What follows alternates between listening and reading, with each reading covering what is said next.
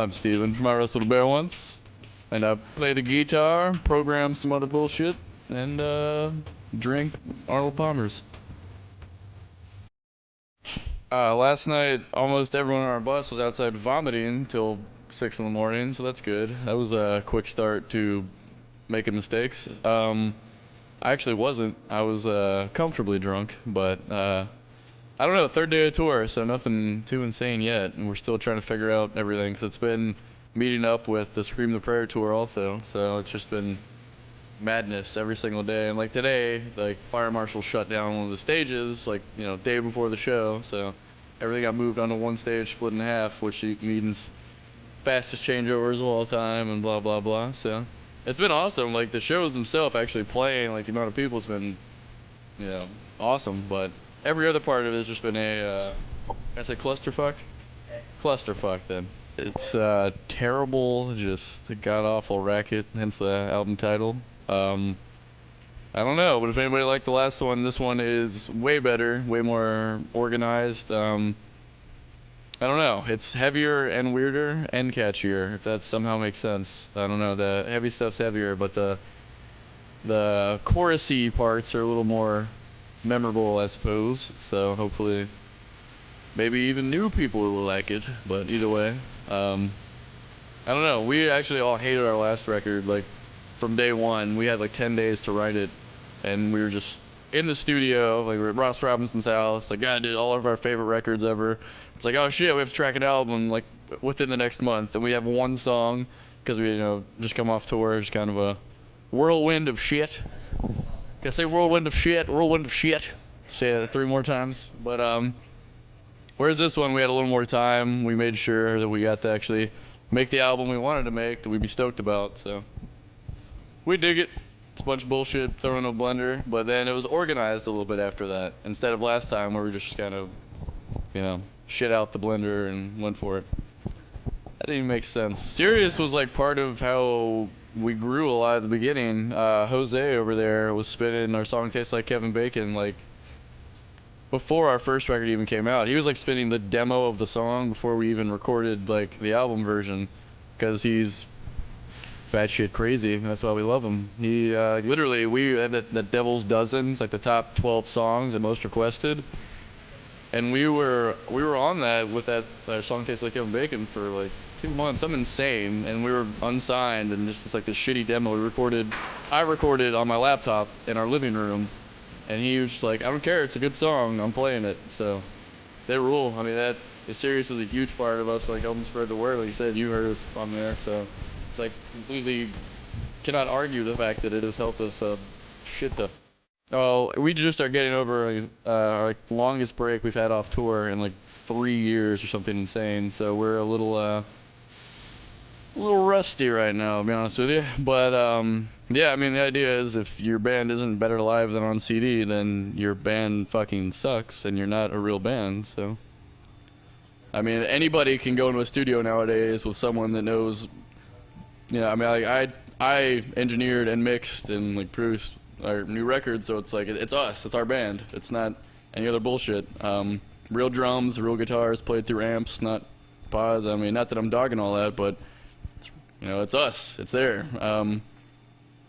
And like I said, anybody can go in the studio nowadays, pay a producer to make a sweet album, and then you watch them live and it's like, you have no idea what the fuck you're doing. I mean, not that we know what we're doing, but we wrote the bullshit that we're trying to play on stage at least, so that's good.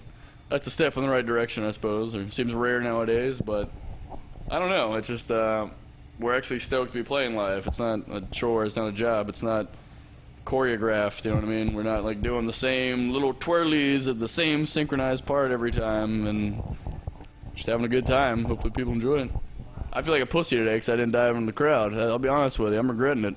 I should have stomped on somebody's head for no apparent reason, but last time we were here, I injured the hell out of some poor girl, so I deliberately did not, I went out of my way to not hurt anyone today, but I guess that's the nice move. But I'm a bitch.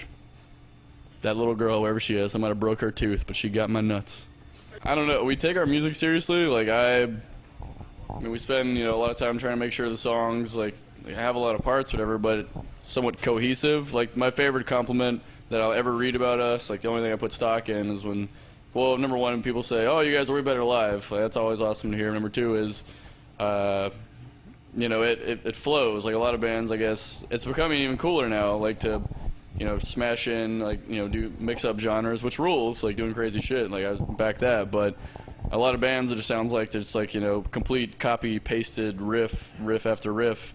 Whereas we want to try to make, you know, songs out of weird shit. So definitely try to go for a little more cohesiveness. I'm not a meteorologist. I'm not sure the correct term on that, but point being, we take the music seriously, try to make it, you know, something we enjoy. But other than that, I don't understand anyone on the face of the earth that takes life so seriously. It's like you could get struck by lightning fucking tomorrow, drop dead for no apparent reason. It's like, why would you want to be an uptight asshole your entire life? Like, I like to have a good time with friends, and I would rather it be that my friends are every damn person at the show, but some people want to be pissed, then more power to them, I guess. I don't know.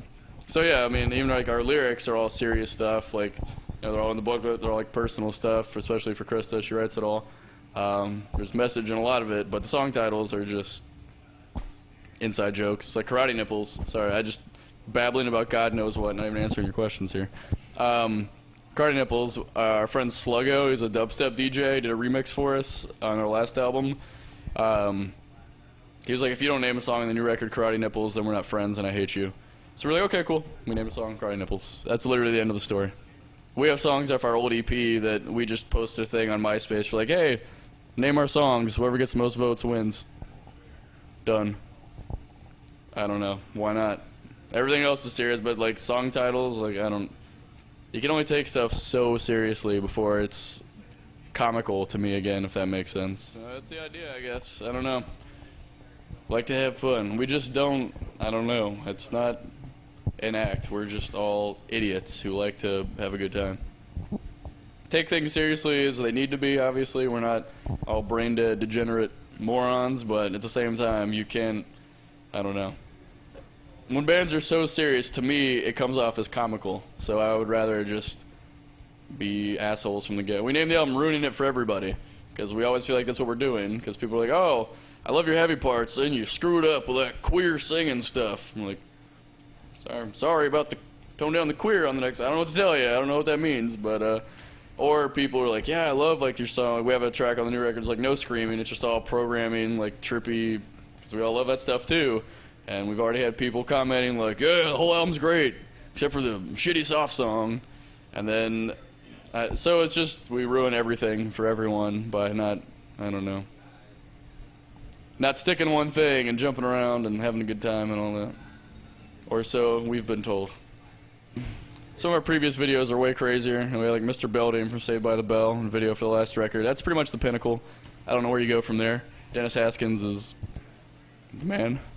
But yeah, no, it was awesome. We just like went to a house in California, and it's just a bunch of our friends, like dudes from other bands. It's like, can't remember who all. There's like Winds of Plague, Fear and Faith, like Set My Friends on Fire, and like just a bunch of people, as Blood Runs Black. Just all came out, and we were all legitimately drunk, and just smashing pies in each other's faces and jumping in a pool. And how's the video? Not groundbreakingly original, I suppose, but damn, it was a good time, and it's better than a super tough looking us in a warehouse, whatever, I don't know, the same old.